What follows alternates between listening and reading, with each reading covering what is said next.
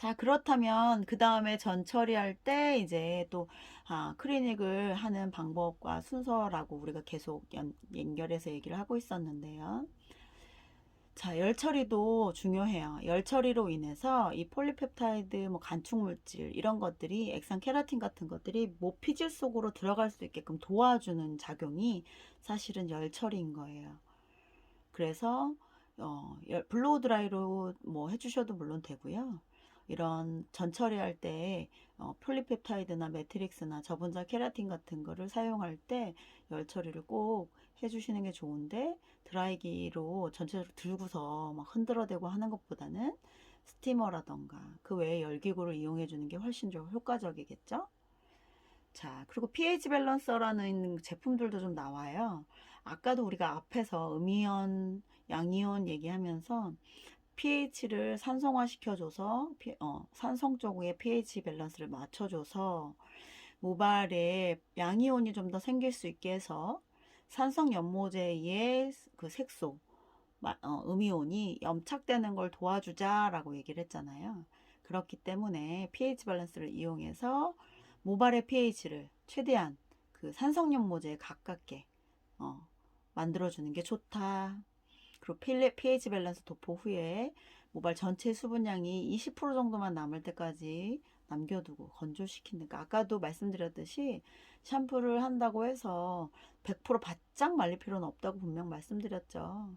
수분이 한 20% 정도 남아 있어도 되는 거죠. 왜냐면 아까도 말씀드렸듯이 발림성과 퍼짐성, 그걸 좀 용이하게 도와주면서 모발 속에 수분이 너무 많이 남아 있으면 이 염색 색소가 침투해서 남는 양이 많지 않겠죠.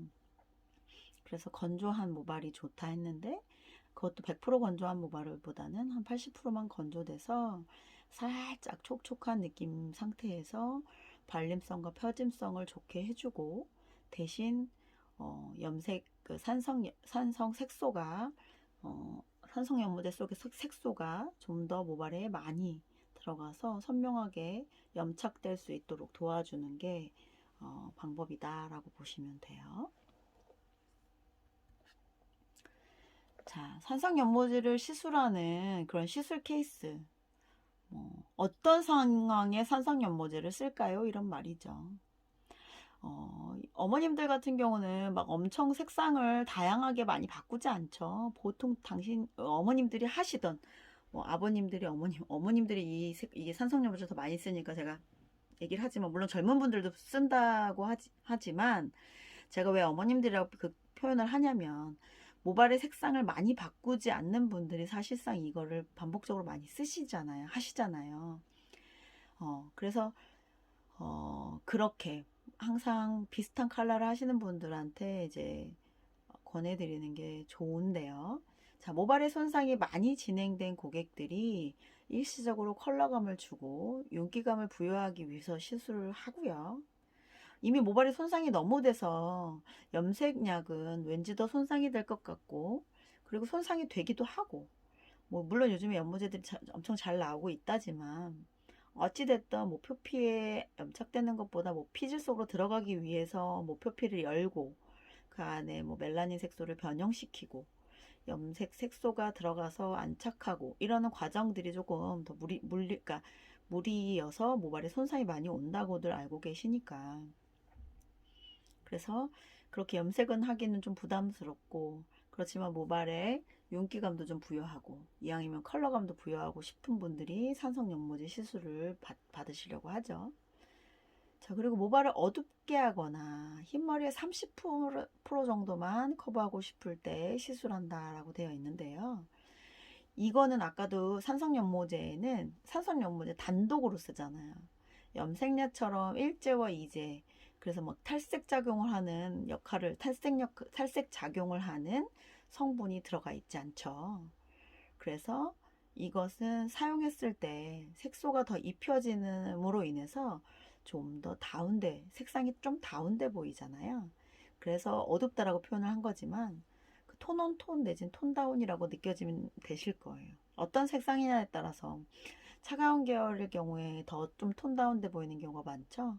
그리고 조금 밝은 뭐 웜톤일 경우에는 그래도 그렇게 막 어둡다고 느껴지진 않겠으나 좀 더 어쨌든 톤온톤이나 톤다운의 느낌일 거고요. 흰머리 30% 정도만 커버하고 싶을 때 그런 분들이 염색은 싫고 나 좀 윤기감이라던가 모발에 힘이 좀 있었으면 좋겠어 하는 분들이 그런 느낌 때문에 이 제품들을 많이 쓰신다라는 거. 아까도 말씀드렸듯이 흰머리 뭐 30% 정도 커버하는 분들이기도 하지만 색상을 잘 안 바꾸시는 좀 어머님들이 많이 사용하신다라는 거. 자, 그리고 원하지 않은 색상을 제거할 때도 뭐 시술한다. 기존에 뭐 염색을 했거나 어떤 다른 색으로 뭐 산성연모를 썼거나 근데 그거를 제거한다기보다는 감추기 위해서 사용하겠죠. 그리고 또 염색으로 막 쨍한 비비드 컬러를 못하는 경우에 이렇게 겉에 모표피를 감싸는데 좀 더 쨍하고 비비드한 색상을 내줄 수 있는 이런 산성연모제를 많이 시술을 하고 또 되게 다양하게 되게 비비드한 컬러뿐만 아니라 파스텔 톤도 요즘 되게 많이 나오고 있죠. 그렇게 해서 다양한 컬러감을 표현하고 싶은 사람에게 이제 추천을 하긴 하는데 다만 아까도 뭐 계속 설명하는 한 부분이지만 산성연모제 같은 경우는 이온 결합에 의한 착색이지만 모표피 쪽에 굉장히 바짝 달라붙어 있어요. 실리콘 성분도 들어가 있는 것들이 많고 그래서 아무래도 그 다음에 산성연모제를 사용해서 모발에 색상을 주고 일반 영구 연모제를 사용하려고 하면 침투가 어려워요. 모표피의 침투가 어려워서 색상이 내가 원하는 색상으로 염색을 하기가 당연히 어렵죠. 그래서 컬러 체인지가 어렵다고 보시면 돼요. 이런 상태에서 컬러 체인지를 하려면 어떻게 하셔야 될까요? 뭐 염기성 연모제 우리가 일반적으로 알고 있는 영구적 연모제를 사용하려면 불가피하게 블리치를 해야 돼요. 그래서 막 염색으로 왔다 산성연모제로 왔다 염색으로 갔다 산성 이거는 너무 어려워요. 그래서 산성연모제만 계속 쓰시거나 컬러 체인지를 그 안에서 많이 안 하려는 분들 뭐 이미 블리치를 많이 빼내 가지고 산성연모제로 덮었다가 그 컬러가 빠져나왔을 때 조금 더 입혀주기 위해서 컬러를 변형할 수는 있으나 같은 산성연모제를 사용하시는 방법인 거죠. 그래서 비비드한 색상 원하건 다양한 컬러감을 표현할 때 이거 산성연모제 했다가 염기성 연모제로 바뀌거나 이러기는 좀 어렵다는 거예요. 그럴 경우에는 블리치를 불가피하게 하셔야 된다라는 거.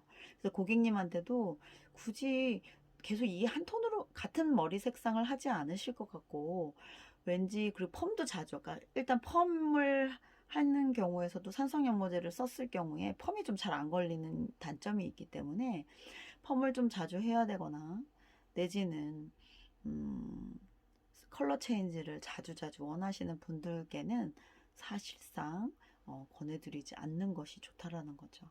그래서 그 어떤 상황인지도 알고 계셔야지 무턱대고 산성이라 좋다. 목표피를 깨지 않아서 좋다. 이렇게만 알고 계시면 안 된다는 거예요.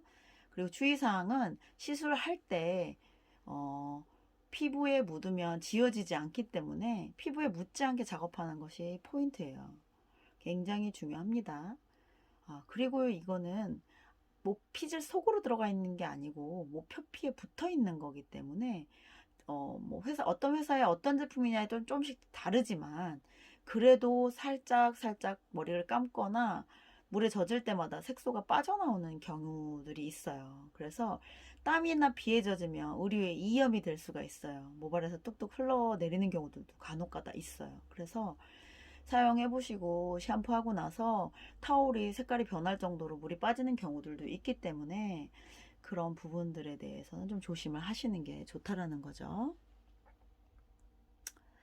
자, 그리고 시술 과정을 한번 전반적으로 여러분들께 설명을 해드려 볼게요. 자, 여러분들도 이제 이따가 모발을 가발에다 직접 우리가 시연을 해볼 거지만 그 전에 이 시술 과정에 대해서 한번은 제대로 짚어야 되겠죠. 자, 고객의 모발을 진단해야 돼요. 고객의 모발을 진단해서 상담을 통해서 이제 컬러를 선정하는 것이 물론 중요하고요. 고객님께 어떤 색상이 이게 왜 이렇게 움찔움찔하죠? 자, 고객님하고 상담을 통해서요. 컬러 선정하는데 고객님이 이제 어떤 색상을 원해하고 어떤 색상을 꾸준하게 해 나갈지에 대해서 좀 상담을 하시는 게 좋아요. 충분히. 그리고 기존의 모발색을 고려해서 희망 색상을 선정하는 건 당연한 얘기죠.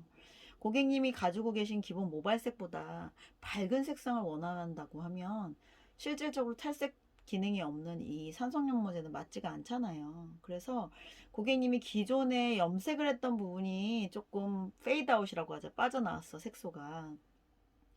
그런데 염색을 다시 하고 싶진 않고 거기를 좀 더 염색했던 부분을 선명하게 해주시거나 윤기감 있고 모발이 좀 건강해졌으면 좋겠어요 라고 하는 분들한테 해드릴 거라면 그런 부분들에 대해서 잘 선정을 하고 잘 설명하는 것이 중요한 거죠. 그리고 고객님의 모발을 진단을 잘해서 아주 너무너무너무너무 손상된 분들한테는 이것 또한 굳이 시술을 안 해주시는 게 좋은데 그런 부분들을 여러분들이 설득이 가능하도록 설명해 주시려면 이론적인 부분들을 많이 알고 계셔야겠죠. 자, 어찌됐든 이 고객님은 산성연모제를 하시겠다고 오신 분이기 때문에 일단 모발을 진단하고 고객님하고 상담을 통해서 고객님의 뭐 퍼스널 컬러를 체크하시던가 아니면 피부톤 뭐 이런 거 피부톤이라던가 고객님이 원체 선호하는 컬러 같은 게 있을 거예요. 그런 부분들을 먼저 상담을 통해서 확인해 주시는 게 중요하고요. 그런 다음에 이제 어떤 약액을 선정을 했다면 그러니까 샴푸가 들어가야 되잖아요. 그걸 이제 전 처리를 한다고 생각을 하고 전 처리할 때는 자, 약산성 샴푸를 이용해서 프레샴푸 후 모발 손상도에 따라 모발 끝에 트리트먼트를 도포한 후 드라이를 이용하여 반건조한다. 실무에서는 샴푸 생략이 많다고는 하지만 실질적으로 그 어떤 샴푸냐가 틀린 거지. 샴푸 중에서도 이 트리트먼트 사용하는 거 이게 위험할 수 있다는 거지. 굳이 샴푸를 안 하거나 그러지는 않아요. 제품이 뭐 제품들마다 조금씩 다르기 때문에요. 기본적인 산성연모제는 샴푸를 다 하지만 뭐 또 요즘에 제품 개발이 원체 다양하게 이루어지고 있어서 어떤 편리성을 위해서 우리 거는 샴푸 안 하고 바로 발라도 돼요라고 하는 제품들의 경우만 생략을 하는 거지 대체적으로 모발에 있는 이물질들을 제거하기 위해서라도 샴푸를 합니다. 근데 아까 앞에서도 말했듯이 산성 쪽으로 치우쳐져야 산성 연모제 속 마이너스 이온이 결합하기가 좋아지기 때문에 되도록이면 약산성 샴푸를 사용하라고 하는 거죠. 그리고 나서 뭐 아까 봤던 뭐 폴리펩타이드 뭐 PPT, APT 이런 것도 사용해 주시면 훨씬 좋겠죠. 자, 그리고 나서 다 하고 나서 아까 말했듯이 20% 정도의 수분을 남겨놓고 모발을 건조시키죠. 샴푸 후에 건조하고 그리고 이제 도포 들어가는 거예요. 도포는 네이프부터 시술해서 탑으로 올라간다라는 거. 그리고 두피에서 1에서 1.5를 띄워서 후두부, 축두부, 전두부 순으로 온다는 거. 말씀드렸듯이 피부에 묻게 되면은요, 제거가 잘 안 돼요. 그래서 두피가 막 뭐 아픈 사람처럼 막 그 약을 떨어뜨려가지고 뚝뚝 떨어뜨려가지고 두피에 착색이 되는 경우들이 있기 때문에 이걸 강조해서 말씀드리는 거예요. 그래서 도포할 때 산성컬러 피부에 묻을 시 제거가 어렵기 때문에 두피에 묻지 않도록 하기 위해서 두피에서 1에서 1.5cm를 띄워서 도포한다라는 거. 요게 글자가 한 단계 내려오면서 이렇게 말이 안 되게 됐지만 이게 이렇게 올라간다고 생각하시면 돼요. 자, 그리고 도포 후에는 느슨하게 비닐캡이나 자, 랩으로 살짝 감싸준다는 거. 그리고 방치는 자연 방치와 열 처리 방식이 있는데 자연 방치 뭐 요즘에는 제품들이 좀 워낙 좋아져서요. 자연 방치로만 둬도 착색이 염착이 잘 되는 경우들이 있어요. 그렇지만 대체적으로 아까도 말씀드렸듯이 열 처리를 좀 해서 착색되는 거를 더 용이하게 도와주려고 하는 그렇게 하는 경우들이 많아요. 그래서 뭐 자연 방치하는 경우도 있지만 두 가지를 병행하는 경우 열 처리를 먼저 해놓고 자연 방치로 방치하는 경우들이 좀 많습니다. 그렇게 해서 시술을 하면 되고, 그리고 다 시간이 됐을 때, 시간이 다 지났을 때 색상이 잘 착색됐는지 휴지로 이렇게 몇 가닥을 딱 닦아봐서 모발 상태, 모발의 흡착이 잘 됐는지 염착이 잘 됐는지를 이제 확인을 합니다. 그리고 나서 이제 샴푸실로 다 됐으면 샴푸실로 모시고 가서 후처리가 되는 건데요. 산성 샴푸와 컨디셔너로 마무리 작업을 진행한다. 그리고 이제 이렇게까지 시술을 다 했어요. 그리고 나서 고객님이 집에 가서 홈케어 하는 것이 되게 중요하죠. 자, 알카리성 샴푸 같은 경우는 큐티클을 다 열어내고 그 안에 이제 색소를 빠져나오게 하기 때문에 그 세정력이 또 원체 강하잖아요. 그래서 목표피에 겨우 밀착되어 있는 색소들이 쉽게 제거될 수 있다라고 보기 때문에 홈케어도 고객님께서 집에서 약산성 샴푸나 산성 컨디셔너를 사용해서 이 목표피에 붙어 있는 색소들이 쉽게 빠져나오지 않도록 해주는 것이 좋다라고 보시면 돼요. 무슨 말인지 좀 이해가 되시죠? 자, 보시게 되면 우리가 이제 산성 연모제를 도포하는 테크닉을 보실 거예요. 앞에서 이제 산성 연모제가 무엇인지에 대해서 봤었고, 그리고 어떨 때 전처리 어떻게 하는지도 봤었고, 그리고 산성 연모제를 도포하는 그 시술 과정에 대해서도 봤어요. 그래서 우리가 이제 다시 이렇게 볼 건데, 이 부분은 산성연모제 도포하는 테크닉에서 이제 두피만 어떻게 발라주는지 1에서 1.5cm를 띄어라 라고 하는 거를 보여주기 위해서 이렇게 두피 쪽 가까이 가서 하지 않는 거, 두피 완전 끝까지 바르지 않는 거를 보여주기 위한 거예요. 이거는 여러분들이 이번에 이제 헤어 컬러링 수업을 위해서 구매하신 교재, 헤어 컬러링 교재 보시면 134페이지에 자세하게 설명도 되어 있어요. 그거 여러분들이 좀 보시고 시술 전 단계에서 조금 인지를 제대로 확 해주시는 게 좋죠. 이게 기존의 연모제, 우리가 그 알카리 연모제를 사용할 때 염색법과는 많이 다르기 때문에 그래서 재차 강조를 하는 거예요. 여러분들이 샴푸, 프레샴푸하고 또 전처리 이제 도포해서 모발의 산성도를 높여놓고, 그러니까 낮춰놓는다고 표현을 해야겠죠. 산성 pH가 낮으니까. 그래서 모발의 pH를 낮춰서 플러스 양이온이 돌도록 도와주고, 그래서 마이너스 이온을 갖고 있는 산성 연모제가 잘 염착될 수 있도록 도와주는 거. 그거에 대해서 머릿속에 좀 잘 정리가 되어지면 좋겠고요. 그 다음에 보는 게 이제 산성 연모제 도포하는 건데, 두피 쪽에 왜 가까이 대서 바르면 안 되는지에 대해서도 또 이렇게 막 시커 수업 듣고 공부해놓고 바르라고 하면 막 두피 쪽에 치덕치덕 바르시는 분들이 계셔서 그래요. 그리고 어쩌다가 뭐 실수하는 부분이 있겠고, 섹션 나눠서 뒤에서 발랐던 걸 앞으로 탁 옮기다가 모발에 묻어있는 약이 얼굴 쪽에 묻을 수도 있는데요. 그럼 진짜 빠르게 제거하지 않으면 고객님 얼굴에 막 스크래치 난 것처럼 염색된 채로 얼굴에 그대로 나가셔야 되니까 그런 일들이 벌어지지 않도록 하시라고 이렇게 재차 강조하는 거예요. 그래서 두피 1에서 1.5를 띄고 두피뿐만이 아니라 얼굴이라던가 페이스 라인, 목덜미 이런데 귀에다가 요즘에 다 커버 씌우죠. 귀에다가 커버를 씌우지만 그럼에도 불구하고 얼룩덜룩 묻히시는 분들이 있어요.